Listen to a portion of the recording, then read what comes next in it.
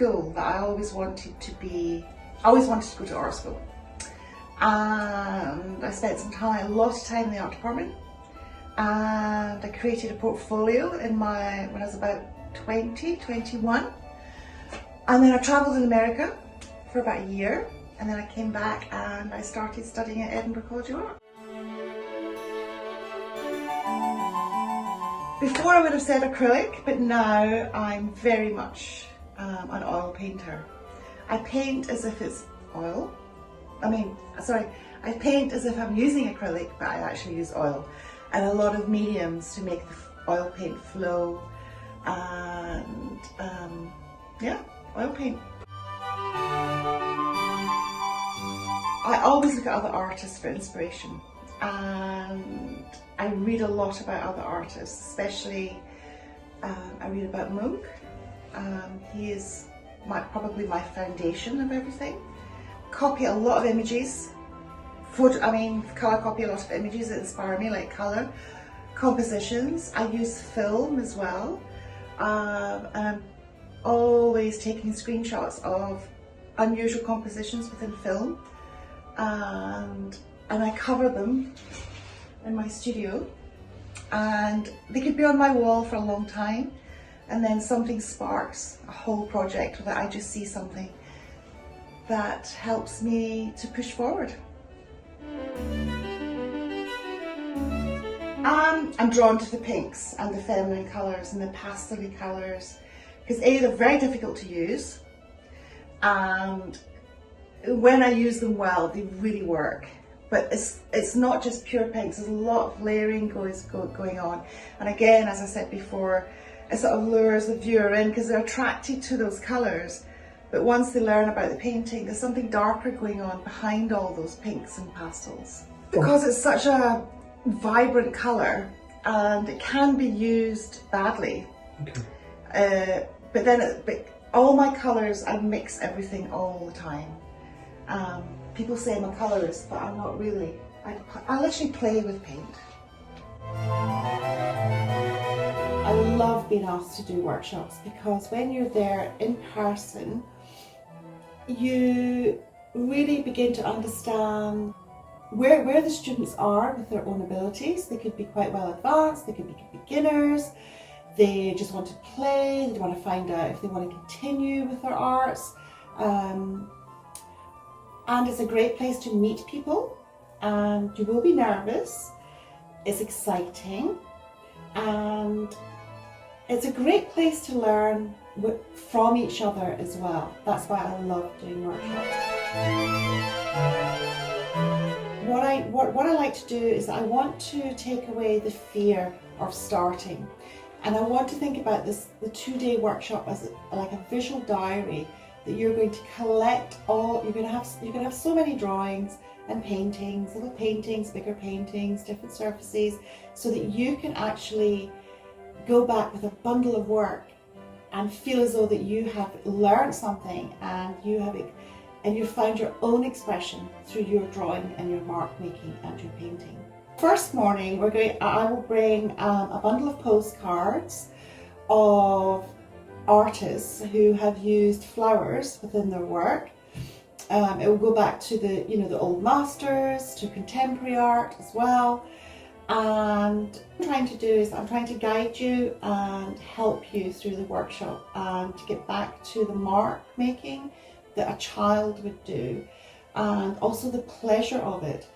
But obviously we are going to bring in sophisticated elements as well, so we have a balance of the playfulness and the academic and the structure of painting.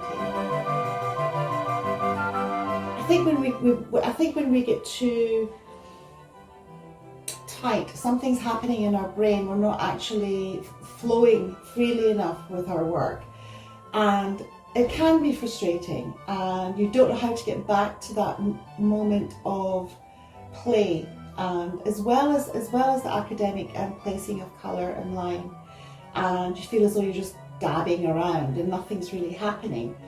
That's when I'm there to help you out of that and push you forward. And sometimes it can just take going for a walk for 2 minutes and then coming back into the studio and dusting yourself off, which I do a lot, to push forward. I mean, I rub away so much of my work. Usually the paintings I have that I think that are eventually finished is about 20 paintings underneath, and I have to remind myself that when I rub away work, when I think it just hasn't worked at all, I'm left with a ghost, a little bit of a ghost and a little bit of ingredients to help me push forward. And that is the beauty of creating a good painting. So I've got some postcards here, just to give you an example. I'm going to use this one by Edward Munch, and it's The Woman with Poppies. And what I would do is I would just be looking at my image, and I would draw for I would say for 2 minutes, and I would quickly draw what I see, but try and not look at the paper, because you want to get back to the marks of being a child again, and this is where we're going to build up our knowledge with that. Okay, so that is a continuous line drawing of Munch's painting of Women with Poppies. Now what I'm going to tell you to do now is we're going to rub it all the way, and then we're going to draw with our left hand. But obviously if you're left-handed, you'll be drawing with your right hand. Again, we're going to copy the image, and what we're going to be left with is that lovely freedom of walking into a workshop on the very first day, and we're all going to be just making marks, and it's fun to do. So we'll do this about 4 or 5 times, and then what you're going to be left with is wonderful marks that you know that you can use for future drawings. And you think, right, okay, I liked how I did that, I liked that you jumped from right to left hand, and I'm going to do this with the setup we have here, and just see what happens. And we'll be using the same approach with painting. I have some dried foliage that I've kept after a huge cull that I did a few days ago, and I am going to show you how we will start. First of all, not everybody's surface is going to be dark, but I just want to show you how to work on a darker surface and working on a very bright surface, the difference that it can make. When we start our paintings of foliage, we're going to have surfaces that are quite dark and also light and quite fluorescent as well, just to give you the difference and how colour plays against each other depending on the surface. If we go back to the flowers, there's some lovely plummy flowers, the creams and the lilacs and the blues. Remember how we started our little playful drawings? We're going to do exactly the same with paint. You almost treat paint, your paintbrush, like a pencil. So you're actually drawing with the paint rather than changing the mindset. So I'm just going to quickly show you something how I start a painting, and even though I want to just go straight into it, I inevitably always wipe over, because you need the ghost marks to enable you to develop your journey with the painting. Now that's the lovely plummy colour, and I'm going to go in with the greens. It's quite a vibrant green. I mean, it doesn't look very vibrant, but it will be. And I'm actually, if you look at my paintbrush, how I'm actually drawing continuous line with the foliage, the leaves, the colours are the plum and the green is melting into each other, and I'm not taking my paintbrush off the canvas as if I'm working on paper. You don't want to get too tight, you don't want to get too worried. And then there's some bits in there that I really like. I love this line, and I think I'll keep that line, and then I'm going to go in and mix this lovely gold. Goldy brown is great with a vibrant pink. That is so good. Now, I don't normally use white, and I might keep white away from you because white can kill a painting instantly. I don't really need white. See the white there? I didn't need to use that white. And then there's this beautiful dried up rose. Now that looks too graphic-y for me. And I'm going to go up, and I'm going to go up. So you're mapping it out. You're mapping out your drawings. Now that is way too bright. So what I would do, one side I like, one side I don't. I'm just going to wipe away. And then already I can see areas like here and here beginning to feel,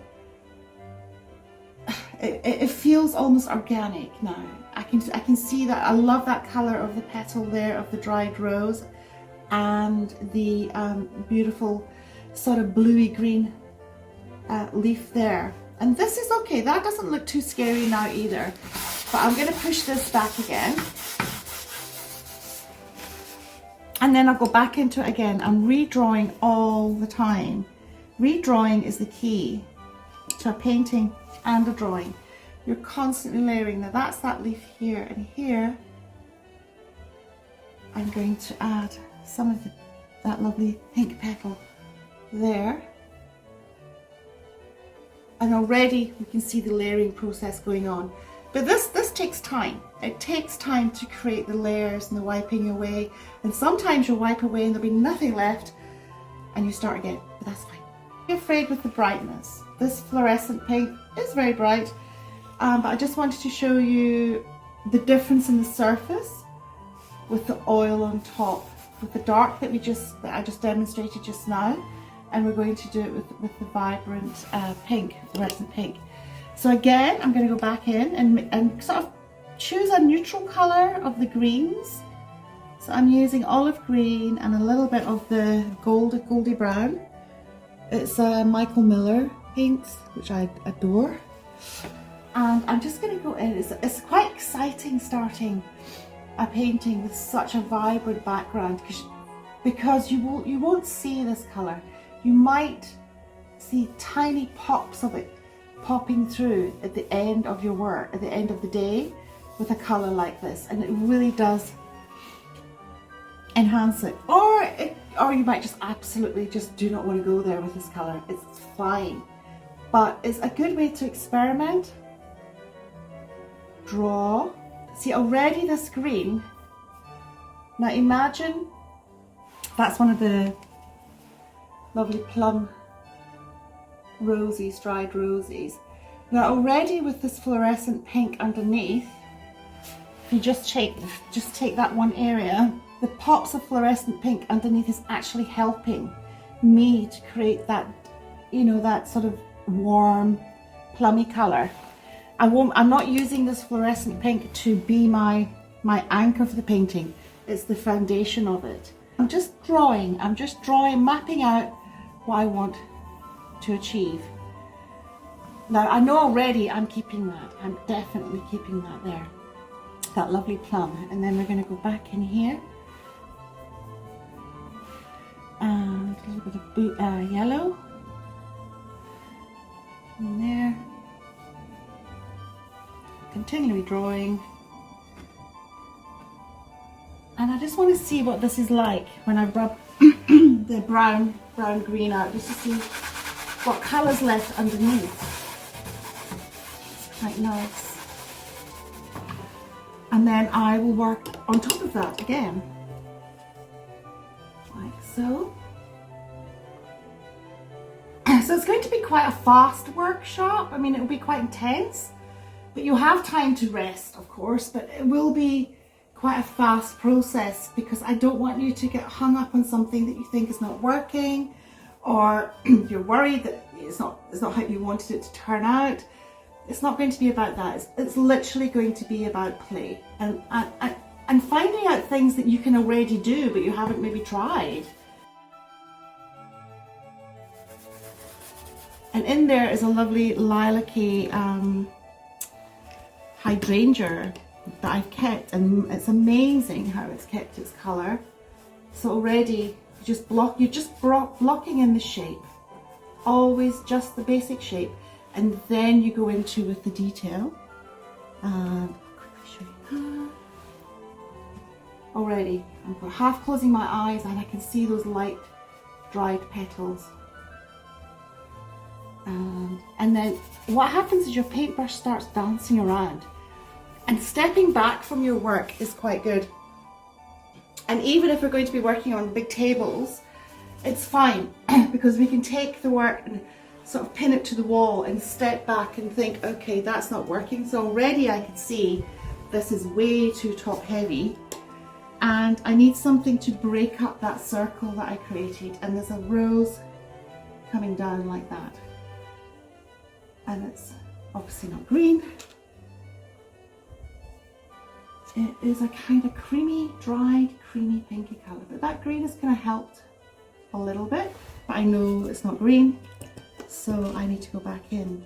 And I try not look, obviously I look at the canvas more, but I really try and just look at what I'm painting, rather than just keep looking at the canvas thinking it doesn't look right. Keep looking at what you're painting helps enormously. And I really hope to see you. The word fragility is always bounced around in my work, and I think it's more to do with the fact that maybe I've created that as well. My work is very feminine, but it's not about the female being the weakest link. The female is always incredibly strong, but there's always a sort of femininity surrounding her to lure you in so that you find out about the strength. Definitely know about that. Marc Chagall, Dufay, Claire Tabouret, oh, American artist. I've got here Janet Werner. So that's 2 American artists I have on my list, and they're ladies. Well, that happened about 18 months ago. I was doing a lot of figurative work for the big project I was working on, the research of the historical research of the corset. And I think I was just overwhelmed by and quite exhausted with figurative painting, because it can be quite emotional, that I needed to zoom in a little bit. And I needed observation, actually looking at an object or anything to paint, and foliage started creeping into my work. And that's how it started. I needed a break from the heaviness of the figure.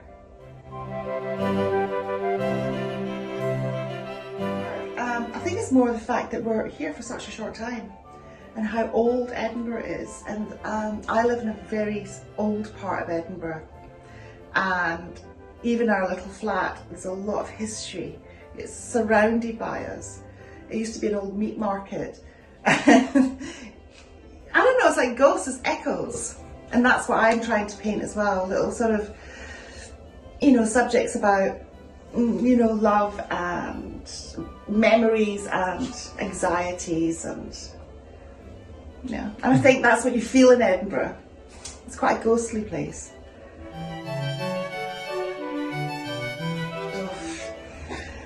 It's probably the hardest question ever.